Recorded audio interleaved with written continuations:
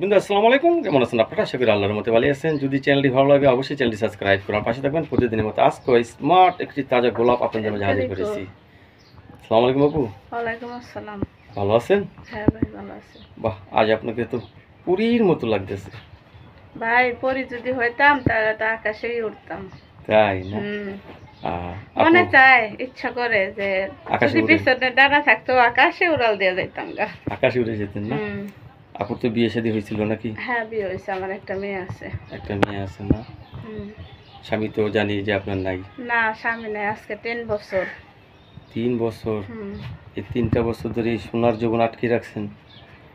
জৈবন হইল আটকে রাখার জিনিস নেই, কিন্তু জৈবনে তো জোয়ার বাটা আসে। আপনার কি জোয়ার আছে না বাটা আছে? মানে যে আসবো সেই বুঝবো। আমার তো মনে হয় জোয়ারে আছে। হ্যাঁ, এখন তো জোয়ারে টলমলো। টলমলো না? হুম। নদীর পানি তো ঠিক আছে তো? যে ডুব দিব সেই বুঝবো। আচ্ছা। নদীর পানি ঘোলা না ভালো, নদীর স্বাদ পানি না অস্বাদ। আচ্ছা, অনেকদিন ধরে তো স্বামী ছাড়া, তাই এখন কি বিয়ে শাদী বসবেন আবার? হ্যাঁ ভাই, বিয়ের সাথে বসার জন্য তো প্রতিবেদনের সামনে আসে। যদি কেউ করতো, মেয়েটারে যদি মাইনে নিত, খাওয়ান খরচ চালাইতো, সে যদি আমার সাথে বন্ধু হয়েও থাকতো, মানে স্বামী স্ত্রীর মতো সম্পর্ক কইরা বন্ধু হিসাবেও থাকতো। প্রবাসীরা তো আর হট করে বিয়ে করে না। আমি ওরা তো প্রেম অনেককেই করে। অফার দিছিলাম, বুঝছেন, কিন্তু তারা হয়তো 2-4 আনা দেয়, কিন্তু তারা বিয়ে করতে রাজি হয় না, বুঝছেন। এরা কি শুধু ভালোবাসার উপরে থাকতে চায়? ভালোবাসার উপরেই থাকতে চাই। তো ওইটাই তো ভালো, জীবনটা আনন্দ ফুর্তিতে কাটাই কিন্তু দিবেন। হঠাৎ বৃষ্টির মতো তো আয়সা আবার চলে যায়। হঠাৎ বৃষ্টির মতো আইসে আবার চলে যায়? চলে যায়, হ্যাঁ।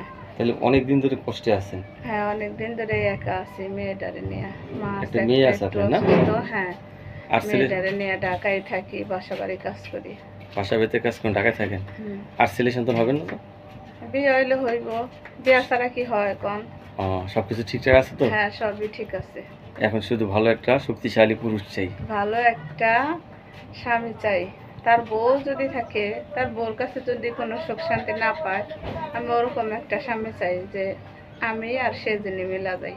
আবেগে বাবা, আবেগে, আবেগে বুঝছেন? আবেগে হ্যাঁ, একই ঘরের ভিতরে মিলেমিশে। এক ঘরে থাকুম, তখন স্বামী স্ত্রী থাকলে তো এক ঘরেই থাকুম, একই বালিশে একই ঘরে। কয় না, এক বালিশে মাথা রেখা কইমু দুজনে কথা। আচ্ছা, আপনি তো নৌকা খুব কড়া, মাঝি তো করা লাগবে, নর্মালি মাঝি দিয়ে হবে আপনার? যে যে আমার প্রতিবেদন দেখবো সে আমারে দেখেই চলে আসবো যে আমার আমার চাহিদা যেরকম, আমি মাঝিটাও চাই সেরকম। সেরকম? কারেক্ট। মাঝি দুর্বল মাঝি হবেই না। আচ্ছা আপু, আপনি দেখতে শুনতে খুব সুন্দর, রান্না বান্না কিরকম আপনার? ভাই, গরিব মানুষের মেয়েরা তো এমনি রান্না করতে পারে, তার মধ্যে জানেনি তো আমার অবস্থা, বাসা বাড়ি কাজ করে খাই, রান্না বান্না পারি। এই গলায় কি এগুলো স্বর্ণের পড়ছেন নাকি? ওরে বাইরে, যদি স্বর্ণের একটা চেন বানাই পারতাম তার তো ভাগ্য খুইলেই যাইতো। তাই? হুম। তো অনেকে তো ভালোবাসে অনেক কিছু, অনেক প্রেমিকারা দান করে। আপনাকে যদি সেরকম একজন ভালোবেসে যে আপনাকে যে গিফট করে। ভাই, যদি ভালোবাসা কেউ যদি আমার একটা সোনার আংটি গিফট করতো, তাহলে তো আমার জীবনটা ধন্য হয়ে যেত। শিওর? চেন তো দূরস্থান।